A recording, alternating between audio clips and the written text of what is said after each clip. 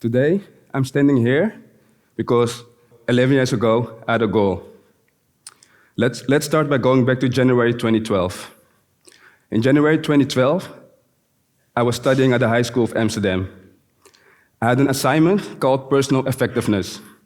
For this assignment, I had to write a goal. I had to think about my long-term and my short-term goals. And as a stubborn student, I thought, I don't even know what I'm going to eat tomorrow. How can I know where I want to stand in the next 10 years? But one thing was sure. I knew that I hated public speaking. So that's why my goal was, in the next 10 years, I want to do a TED Talk. Despite that I hate public speaking, today I'm standing here, and I'm going to tell you about how you can use diversity of thought for personal growth and business growth. I always wanted to become a famous musician or entrepreneur. So therefore, during my study, I was doing everything except my study. I was doing everything on autopilot. For example, when I had an assignment, I already knew what the output would be. Why? Because for each report, I had the same structure that I used, the same sentence, but also the same team that I worked with.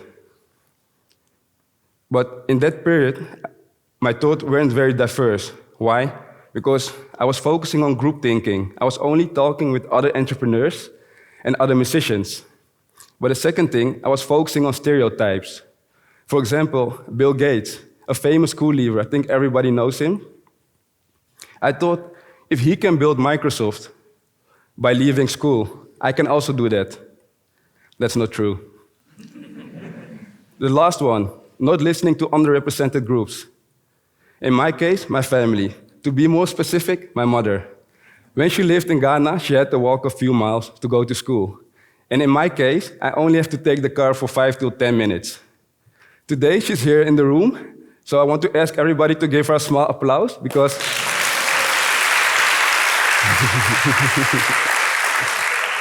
because without her, I wouldn't stand here.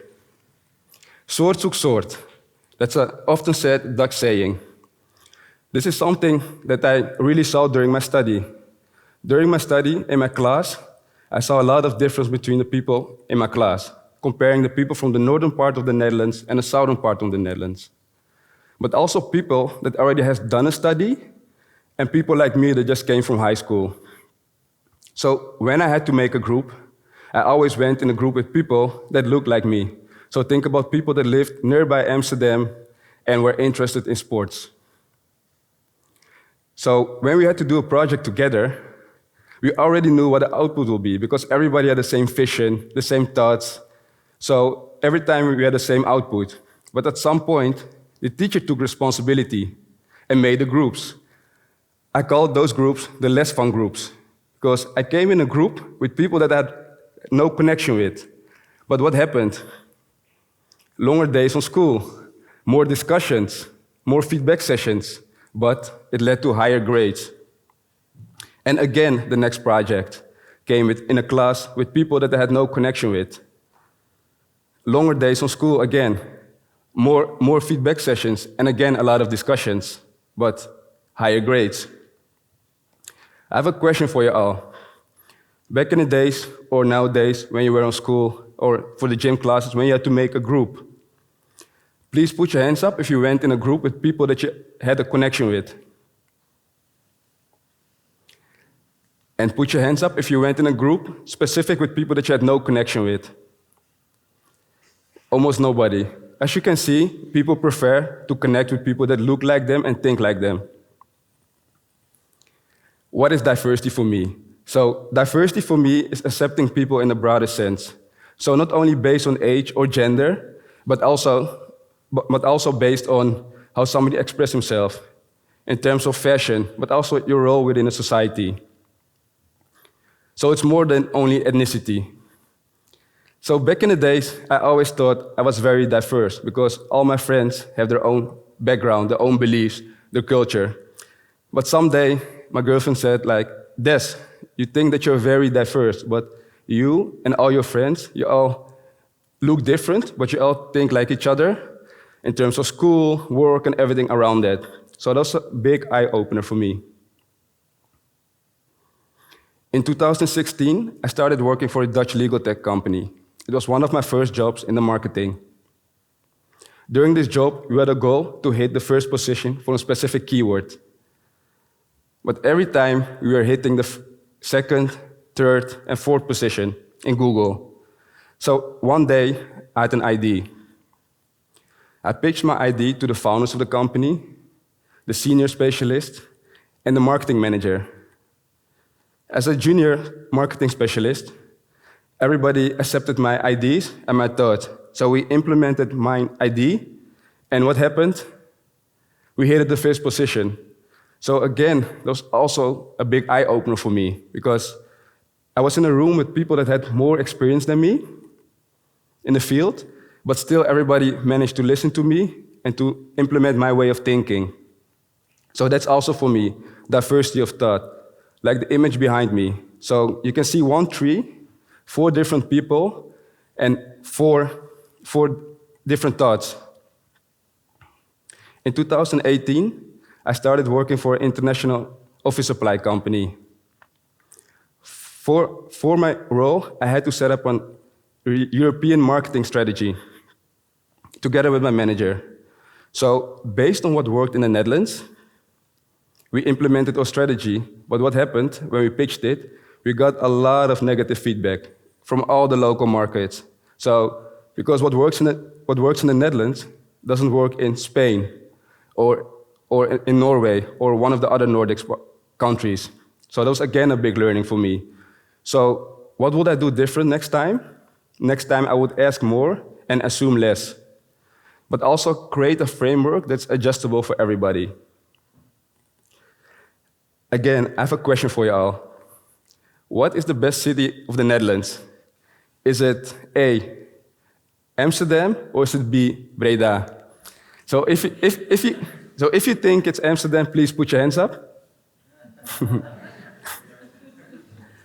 If you think it's Breda, put your hands up.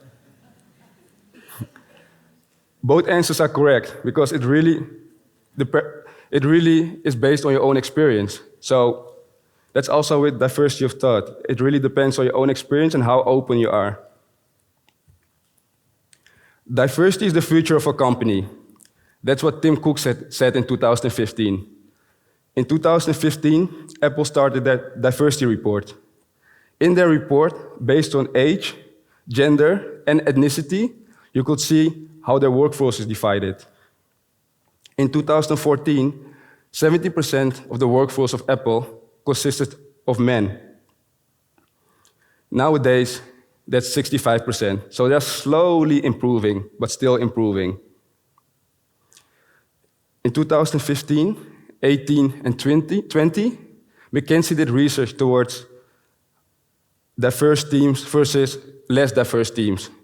So they compared teams with more than 30% women versus teams with less than 30% women. And what you saw is that the teams with more women outperformed the team with less women. So again, highly positive impact of being diverse.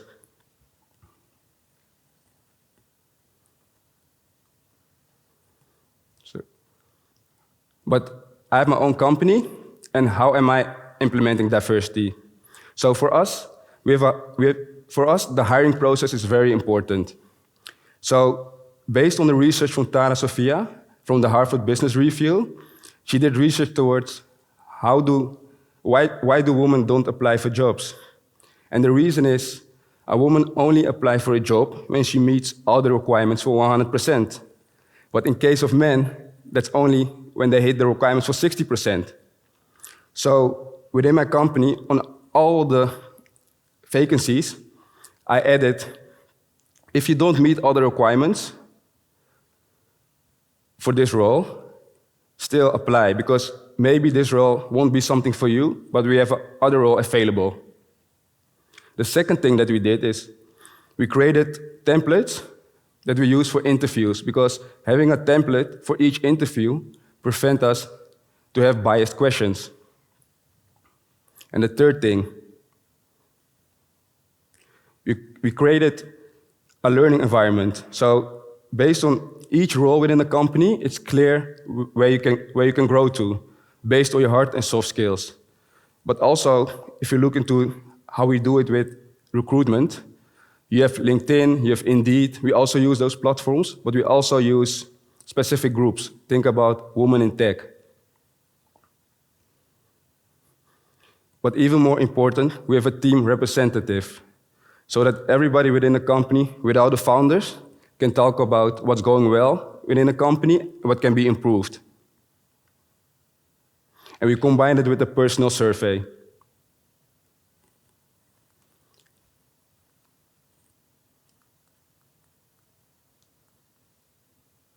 So I had a goal 11 years ago that I wanted to do a TED Talk.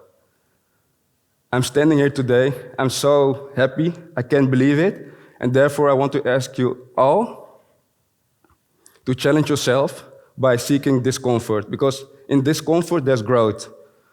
Go outside, have a conversation with somebody that doesn't look like you and doesn't think like you, to learn from them. Thank you all, and this was my talk.